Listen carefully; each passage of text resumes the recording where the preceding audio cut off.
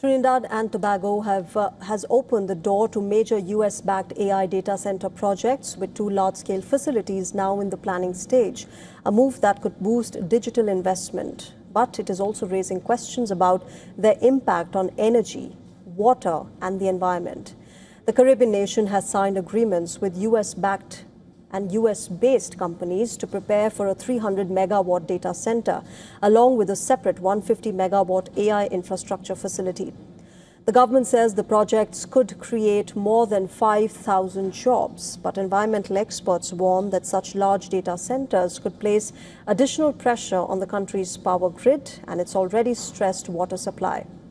The concerns reflect a much larger global debate. In Ireland, new official figures show that data centers accounted for 23% of the country's total electricity consumption last year, up from 21% a year earlier and more than 4 times higher than a decade ago.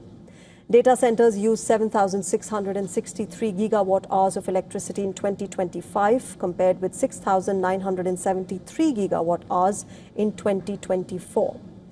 While electricity consumption across the rest of the country rose by just 2% over the same period. Official quarterly data also shows power consumption by data centers surged from 291 gigawatt hours in early 2015 to 1,991 gigawatt hours by the final quarter of 2025, a 584% increase.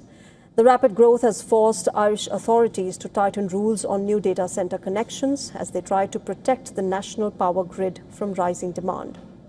Similar issues are now emerging in the United States as well, where communities are pushing back against massive AI data center projects over concerns about higher electricity costs, water consumption, noise, light pollution, and their environmental footprint. According to industry estimates, dozens of multi-billion-dollar data center projects have been delayed or blocked this year as local opposition continues to grow. Residents in several American states have objected to projects over fears that data centers could drive up electricity bills, consume large amounts of water, and put additional pressure on local power grids. Some projects have already been scaled back, delayed, or cancelled as community groups challenge their environmental impact and question whether local areas will benefit from the developments.